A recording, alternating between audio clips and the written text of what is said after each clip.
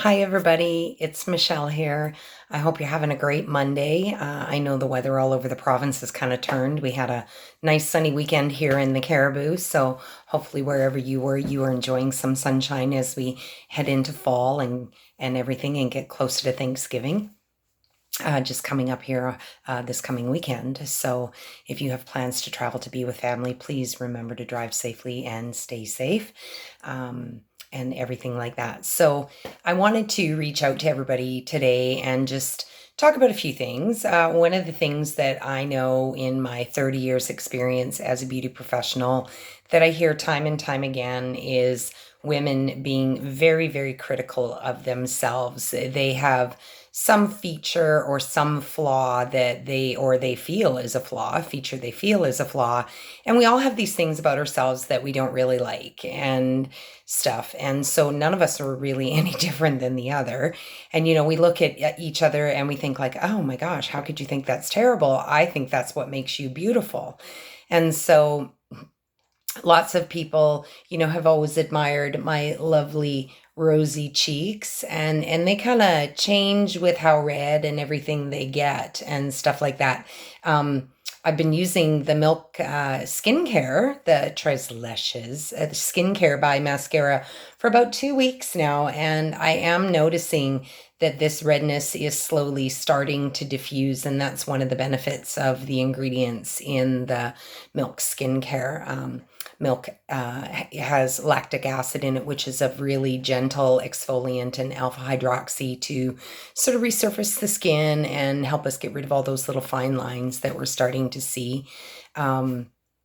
My skin changed so much pre and post heart transplant. I'm almost 3 years post transplant and feeling great, feeling very blessed and very grateful to so many people. There are far too many to thank individually, but my donor and the team and my community, whether you continue to live in my community or not, and my community are just the biggest blessings that I have known in the last few years, along with my very close family and friends. So thank you, everybody. Without all of that, I would not be able to be here. So again, one of the things that I've always really hated about myself is my crazy red cheeks here. And so one of the things that I've learned that you can do with this mascara makeup that I've had a great amount of difficulty trying to achieve before is I can actually cover over this redness so that it doesn't peek through my foundation. In order to get that kind of effect in the past, it's been layer after layer after layer of product to cover that. And so with one of our magic little contours that I have in here, this lovely little guy here called Aspen, you can see it's kind of grayish in its color. That being stippled over this red actually matches the degree of darkness that I have, and you're going to see how it really diffuses that and gives me even more of a natural, flawless finish. So I'm just going to be taking my brushes. Some of these brushes, I don't have all of them. I have others on the way. This one here is called our 30-second hack. The mascara brushes are some of the most luxurious that I've ever had my hands on as a makeup artist and as a beauty professional. This one's called the 30-second hack, as I said, and all our brushes are double-ended, so extremely good value for your money. And they're very beautiful. They're really soft and fluffy, but they are also very densely packed. And so they really allow you to do what you need to do. So, one of the things in doing a corrective technique like this is that you're not going to be sort of swirling the product on your face so much as you're going to be stippling it or pouncing it and blending it around this way with your brush. And so the Buffy brush is absolutely perfect and phenomenal for this. So mine is about 2 weeks out. I can't wait for it to get here. I'm really excited about getting all of the brushes to be able to play with them and show you what you can really do with them. So this is just a great basic brush, the 30-second hack. It's one that a lot of people pick. Be careful when applying product with the domed part of this, simply because, especially when you're looking at your brighter highlight area in here around the eyes, of course, as we get over, say, 35, we start to see those changes in the skin here around our eye. That's the very most delicate skin on your body. And so this brush would actually physically pick up far too much product to put in there, and it's going to settle into the lines the same way that any makeup would if you apply the makeup correctly. And again, we cannot stress how much a little goes a very long, long way. So I prefer around my eye area to use my fingers, right? To dip in and then just pat it in there, and then allow either the perfector sponge or a different brush, perhaps even, a fluffier brush like the B squared, which is our blush and bronzer. So it's super fluffy and loose. This is a great powder brush as well, like a bronzer or even a loose powder if you're looking for that. And then there's your blush. And so again, it's not quite as densely packed as the other end of the 30-second hack. This is a great brush to start with. I know currently it's out of stock. They're due back in the next couple of weeks. So if you have been putting stuff in your cart and you are patiently waiting, I thank you for that. The plant in Utah is working overtime. They are running literally 24/7 to meet up with the demand of how fantastic the Maskcara beauty product line is. So please be patient, and I thank you for your patience. So without any further ado, I am going to take the thicker, fluffier end of my 30-second hack, and I am simply going to dab it. Whoops. Let's hold that open. I'm just going to pounce my brush on top of this. Now remember, your contours are a lot drier than your 3D foundation creams. So you can see I've put, a good amount on there. You can see the tint on the brush. And so I'm just simply, and if you see me looking up, it's because I actually have another mirror that's a little better for this. So you're going to see me pounce this on where I want to cover any of that redness and watch it just disappear.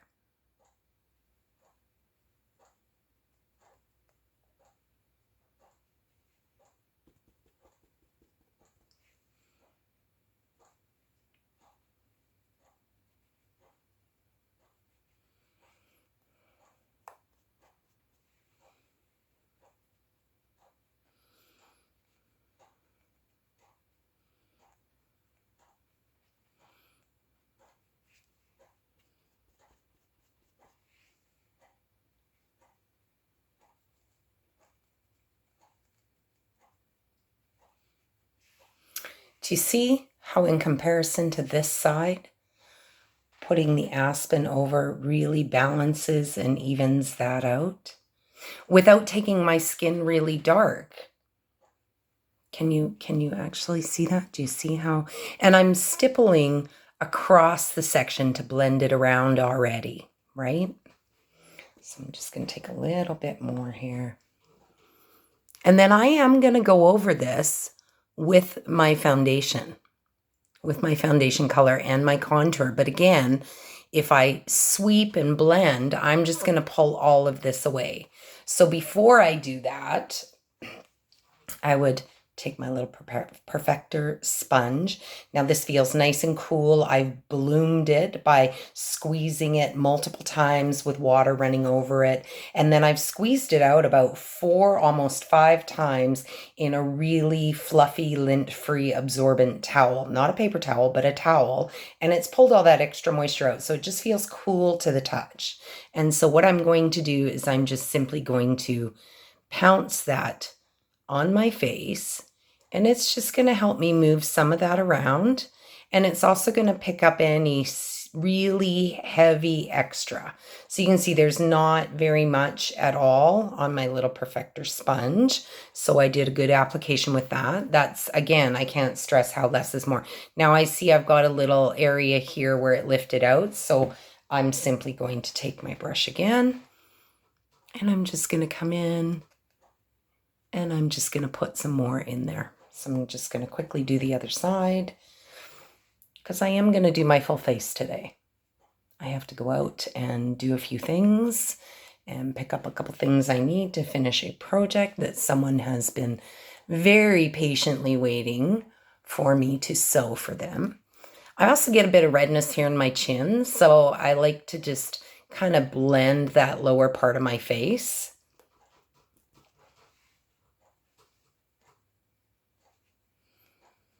So if you're fair-skinned, aspen is a fantastic color to get rid of redness. So whether you maybe have an autoimmune disorder, that I get some redness in here at my nose too in the corners. That's always really bugged me. So can you see how that's just really minimized and taken all that away? And I mean, I look a bit ashen because the color is called aspen for a reason. And so, you know, I wouldn't leave this like this, but because I've done such a thin layer,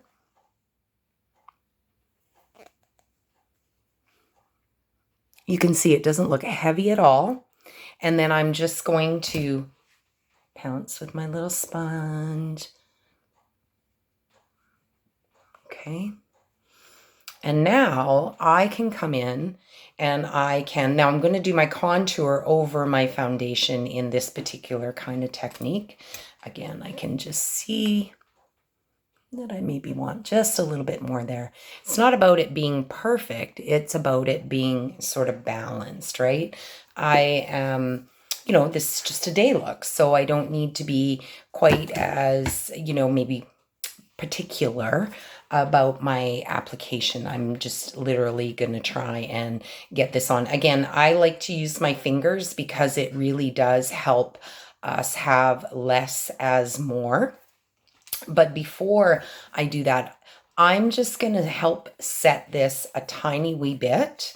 There's a couple ways that you can do that. If you have oilier skin, our vanilla setting powder is a really great one to use.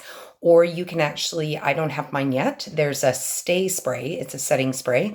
I used to use another one by Urban Decay, and that's another product that you could spritz on your perfector sponge and then just apply. And so I'm going to choose to use some powder today just because that's nice and easy. So I'm going to take my, this is our eyeliner brush. What do we call this one? I forget. I'm sorry. But this little end here, this little guy, this mascara type wand, that's called a spoolie. And so it's really handy for helping us, you know, get and separate our brows. And this is a great color here. But the other thing that this is fabulous for is actually for roughing up. So you're just going to gently rough up the surface. And I know you can't really see on my palette, but I do have powder loose there. And so I'm simply going to, again, take this sponge and I'm just going to lightly dip it on my powder. And I'm just going to tap, tap, tap. And then I'm just going to very, very gently, just where I put that aspen, I'm going to set that so that it's not going to move around so much when I come over it. So just a tiny little bit. I don't have much on my, like that's a lot, believe it or not, that is way too much powder. So I would just bounce it maybe on my towel or something. And I can angle my perfector so that I'm only applying a little bit at a time. I wouldn't necessarily take it and just pound a big pack of it on there like that. But I'm just going to do that just to help set that aspen a little bit. And so it doesn't take very much of our powder to do that. So I've set that a bit. Now I'm just going to pick up and use my highlight colors. So over top of this, I can use whatever I want. I am losing my summer tan in my face. So I'm going to go over this with a little bit of Candlelit. Now, because all of our highlight colors, and again, I don't quite have all of them, but because all of our highlight colors do contain corrective qualities, you want to be careful with what you're choosing. You wouldn't want to choose, say, a technique like this and perhaps put June over it. June already has a lot of corrective property to it, and I don't have that color yet. I'm excited to try it because maybe I don't need to do a corrective measure like this. So again, like my skin, I don't feel like I have anything on there even after I've set it with the powder. So I'm going to go in and I'm going to use Candlelit and a bit of White Peach today. I did that combination yesterday and I really, really liked it. So with that, again, I'm going to use my B² brush to apply that, to stipple it on. And so rather than using this really loose, fluffy end, I'm going to take this end because you can see the bristles are more densely packed. It's a little bit firm, but it's still got some good bounce, and that's going to allow me to really move the product around without pulling it. I'm not going to be swirling this time. I'm going to stipple it on. So again, just a couple little dabs like that. I don't want a ton of product on here. I'm just going to dip that right in to my candlelit. So you can see I've got some product on my brush, and I'm going to come in here and I'm just going to start stippling that down.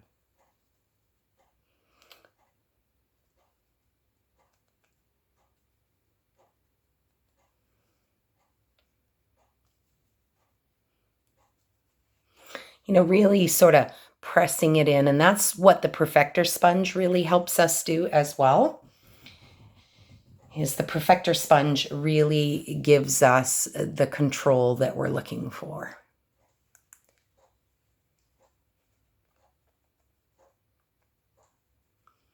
And it pulls off any of that excess product. So now with a corrective technique like this, as much as I am layering, and one of the premises of mascara is that you can achieve this look, or these looks, contoured looks, in a single layer. And that is very, very true. Corrective techniques like this do involve us applying just a little bit more, but it's still extremely lightweight on the face. And so again, you see me, I'm just pouncing my brush and I'm moving it around. It's coming up and off my skin as I move it, and that's enough to just pull all this product. Now I can just take whatever's left on my brush by just sweeping it around my eye area up top like that. So that just balances everything out. Okay, now I am going to take my finger and pick up some of my highlight, white peach, and I'm just going to press that in here. And do you see how I'm keeping it sort of down below? If I get in really close, I don't know if you can see, but I do have, you know, fine lines under my eyes. And, you know, some days they're better than others. You know, that's just life for all of us. And so I'm staying out of that real trough, because when I come in here to blend that, that's going to pull up to my eye and help me avoid getting too heavy of an application. So just a little bit more of my white peach down my nose. And I just don't mind pulling my chin out a little bit. Just going to put the rest of that there. And if you really want that bright highlight, you come down sort of to the bottom of the nose and you create that triangle on the top of the cheekbone. So used to be that we were sort of taught that if you were trying to conceal under eye issues, and I do have a bit of bluey purpleness under my eyes, so white peach does work for me. I absolutely love the pop of sunlit when I've got more warmth to my face. So if I were using a bronzer, that might be my choice. But we were taught to, you know, you kind of think that you just want to conceal the area that is, but that actually just creates this bright moon under your face. When we come with our brighter highlight down in this triangular shape out to the corner of the eye like that, it just gives much more of a glow. And it's that glow that is what we are all looking for. So again, I'm just stippling this on, and I'm just coming up the sides of my nose. I'm not going to necessarily blend this right away because I do want to get my contour on there, but just by doing this. And so I can take my fingers, pat, pat, pat. Now I can actually take my brush, because there's no product on it, and I can just get in here and start sweeping. Now, because I put the aspen here on my cheek, that's an area where I don't want to rub and pull, but in here around my eye, I certainly can allow my brush to do more work.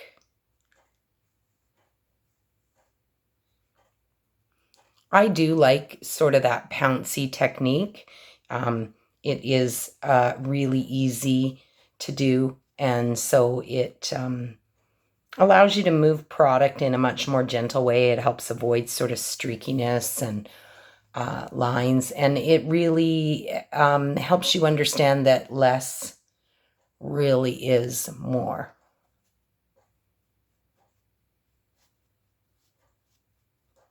I also really like the 3D foundation as a eyeshadow primer.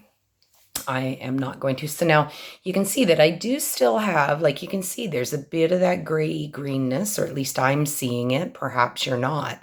But by the time I pop my blush on there and dot my contour in, you're not even going to see that. So already you can see just with that technique, and I haven't even perfected this, that looks really good. And that's just my foundation. I don't even have any contour on, but my face does feel and even looks to me very one-dimensional. And so that's where the hack system, highlight and contour, is just so much fun and so phenomenal. So I'm going to use Ash, I think, as my contour color today. Nope, I'm going to use Olive, sorry. I've been playing around with a lot of the different contours, and I could get away with Aspen. So again, I'm just choosing to use my finger, dipping it in, just patting it like this. Of course, my hands are sanitized and clean. And I'm just going to come in here, and rather than pulling this, I'm just going to dot it along, right? And I'm keeping it again where that bone is, just where it starts to drop. If you come down too far into the hollow, you create too much of that, and you definitely want to stop at about the corner of the eye, and that would be, you know, maybe to the middle of the eye if you wanted to do that sort of little fishhook technique, which can give us a little bit more of that push-up bra effect on the cheeks.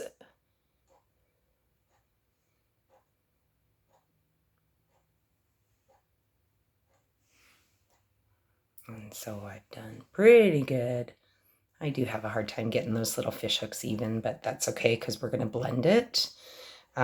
Great trick, great trick when you're doing your nose is put a little bit on your finger, tap it this way. Again, I like using my fingers because it helps warm up the product. The contour, again, is quite a bit drier in its cream formulation than your highlight colors.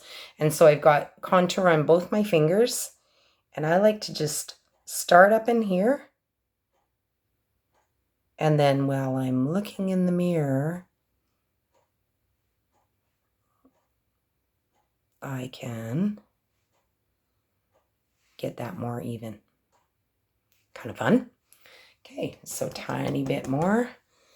I have this nice, massive Norwegian forehead. My grandfather always used to tell me that it was a mark of intelligence.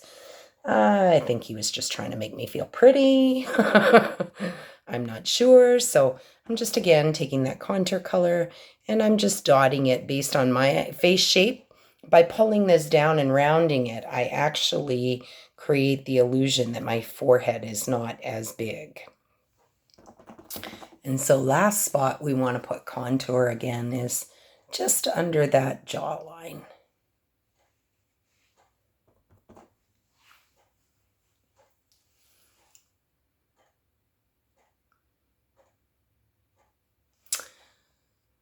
Nice and easy.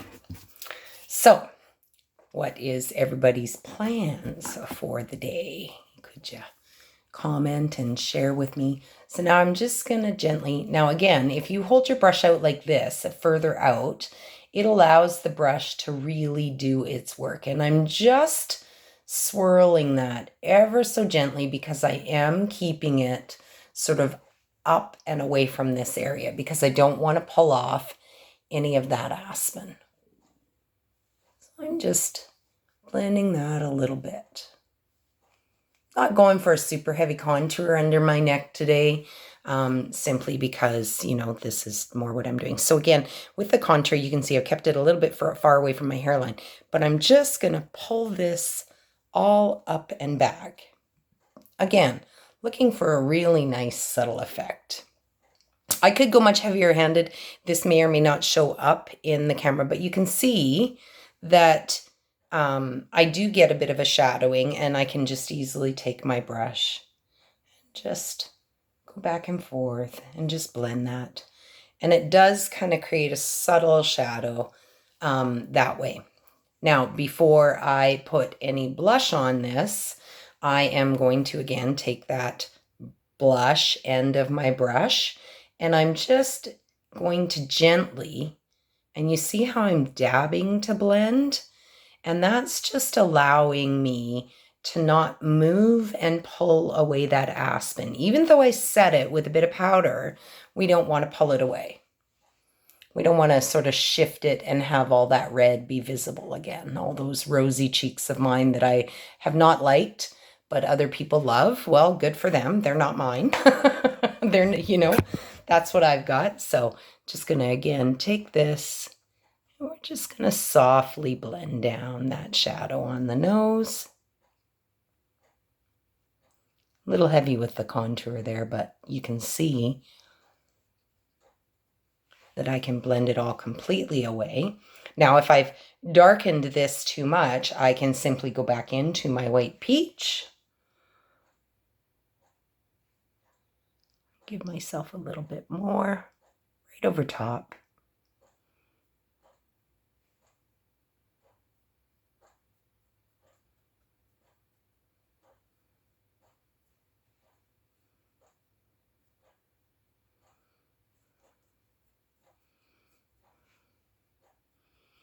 And just freshen that up again, right? Just that little bit. Take whatever extra I have off my fingers, down my nose. I love our illuminators for giving that little pop of color that just makes everything just poof, right? So nice and blended, a little bit of shadowing. This is what we want. It's defining those features of our face. One of my newest obsessions for a blush color is the color Hollywood. I've always, because of my rosy cheeks, you can see how nice and covered that is. Because of my rosy cheeks, I've never been able to get that real sort of fresh peach pink little pop of color. And so one of my favorite colors for that, because I have warmer hair, is Hollywood. It's very similar to baby watermelon and pink grapefruit, Cindy, dahlia. These are all colors that have that real fresh little pop of pink. And so I actually really like Hollywood because it's just got a hint of a peachy tone to that pinkness. And again, I really like my fingers because you can see I had such a small amount. And it does just give that nice little fresh, healthy little glow. Oh.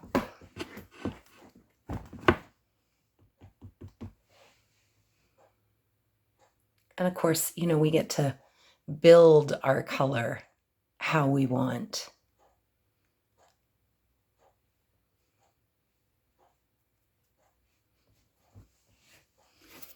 Just going to take my fluffy brush.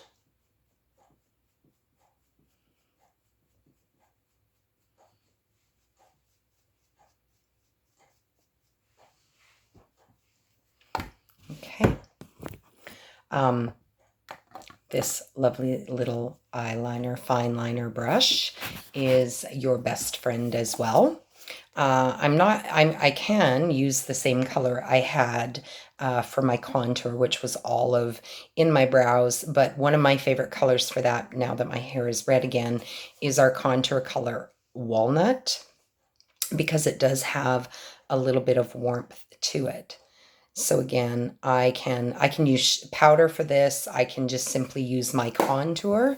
So, I've used two different contour colors, two different highlight colors. This is my my third contour color. You could easily use one of our eyeshadows, basic, I'm thinking, and I do have that, so I might just do the other brow with that, but I'm just going to show you. So I usually just take my little spoolie and give my eyebrow shape. And so you can see, you know, like a bit of a tomboy here. I've got scars through there. I don't microblade my brows. I don't wax my brows. I've always tweezed them. I will have to dig out my grade 8 photos so that you can see how I beautifully gave myself a couple of thick chiclet caterpillars because I didn't know you were supposed to tweeze underneath. And so I tweezed this way and this way. It's really quite hilarious. It's amazing. I actually ended up being a beauty professional. So I hope you're laughing with me with that one. So I've loaded this little angle brush, which is just the perfect width to be able to take color. And then so you're going to take the brush flat. So you can see it's got a bit of an angle, right? It's got that little bit of an angle. So I'm going to take that brush flat and go this way. And then when I get to this corner, I simply can turn my brush and pull down. And that gives me that beautiful, nice, narrow little tail. So can you see automatically just that little bit of product, what that does to help define my eye and my brow and everything? And so again, I'm just going to come in here with my little spoolie end and just soften that out. I don't get too obsessed about my brows. I used to with the scarring through them and everything, but I just, yeah. Going through transplant makes you a little less obsessive about some of those things that you view as a flaw. And so I embrace every part of me.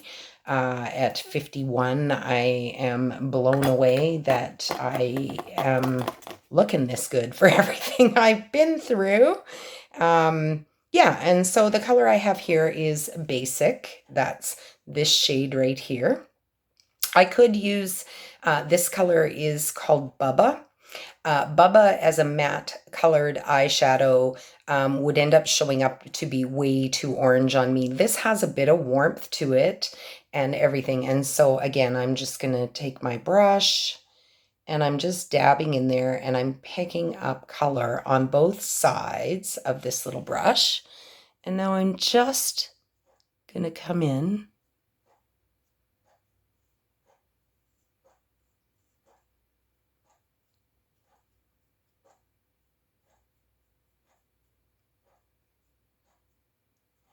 So shadow like this, using a technique like this, can be a nice way to fill in. So you can see it's a little bit softer. There are other colors that we have that are matte eyeshadow colors that we do suggest and recommend for the brows. So a softer effect, very different. And now I'm just going to go over it with the walnut, just so you can see how using a 2-layer technique, if you don't tint your brows or you don't microblade your brows or anything like that, can help just really give you some sharp definition. Again, because it's a cream contour, it acts like a brow wax and really